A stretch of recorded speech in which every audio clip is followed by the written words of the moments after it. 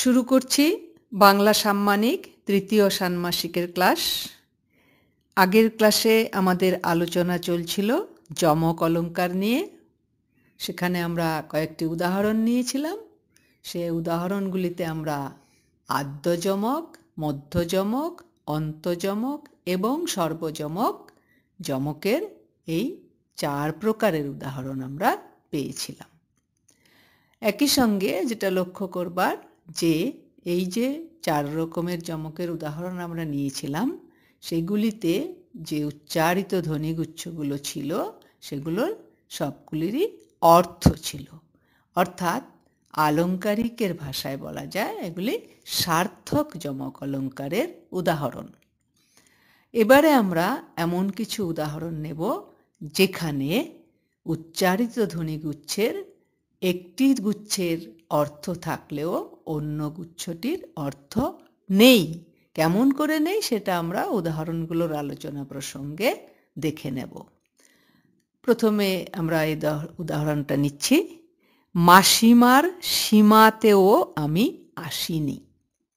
এই যে মাসিমার সীমাতেও আসিনি, মাসিমাতে একবার সীমা আছে, আবার সীমাতেও একবার সীমা আছে। স আর ম ই এবং আ স্বরধ্বনি যুক্ত হয়ে নির্দিষ্ট ক্রমে উচ্চারিত হয়েছে। কিন্তু যেখানে মাসিমার মধ্যে সীমা, সেই সীমার কোনো অর্থ নেই।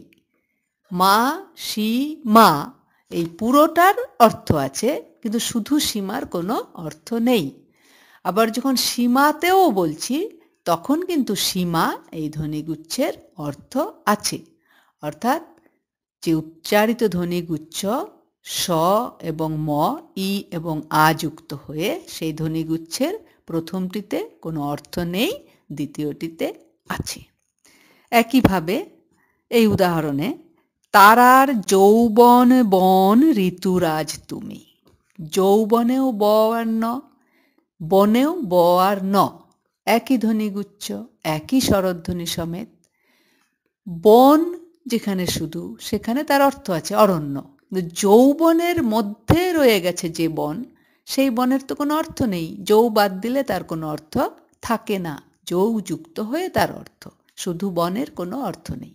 তাহলে উচ্চারিত ধ্বনিগুচ্ছ বন বন, একটির অর্থ নেই আর একটির অর্থ আছে।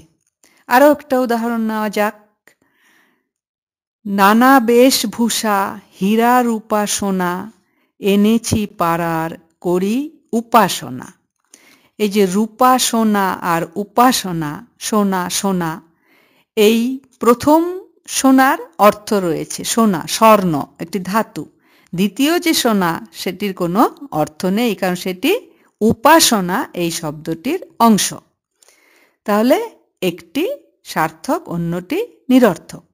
এবং লক্ষ্য করো এই যে উদাহরণগুলো আমরা নিলাম, এখানেও কিন্তু ওই আদ্য মধ্য অন্তর ব্যাপারটা পেয়ে যাচ্ছি আমরা। মাসিমার সীমাতেও আমি আসিনি, এখানে আদ্য যমক।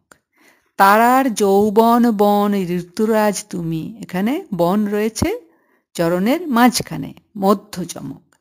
আর নানা বেশভূষা হীরা রূপা সোনা এনেছি পাড়ার করি উপাসনা, এই রূপাসনা এবং উপাসনার যে সোনা এবং সোনা, এ দুটি রয়েছে চরণের শেষে, অর্থাৎ অন্তযমক।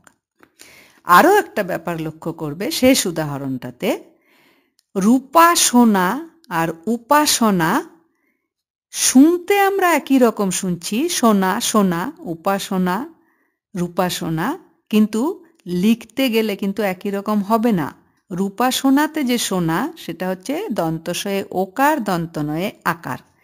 উপাসনার যে সোনা সেখানে কিন্তু দন্তস আর দন্তনয়ে আকার।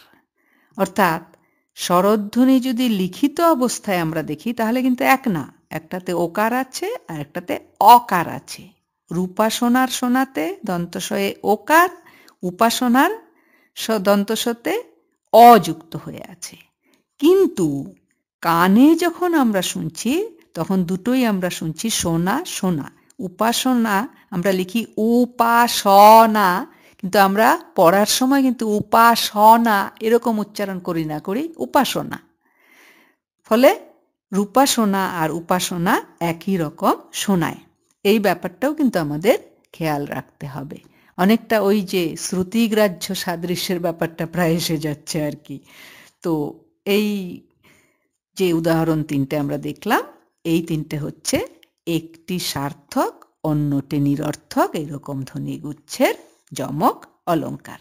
তাহলে আমরা সংজ্ঞাতে যে দেখেছিলাম যে দুটি বা তার বেশি ব্যঞ্জন বর্ণ স্বরধ্বনি সমেত নির্দিষ্ট ক্রমে সার্থক বা নিরর্থকভাবে ব্যবহৃত হলে যমক অলঙ্কার হয়, এই লক্ষণগুলো কিন্তু আমরা এই উদাহরণগুলোতে পেয়ে গেলাম।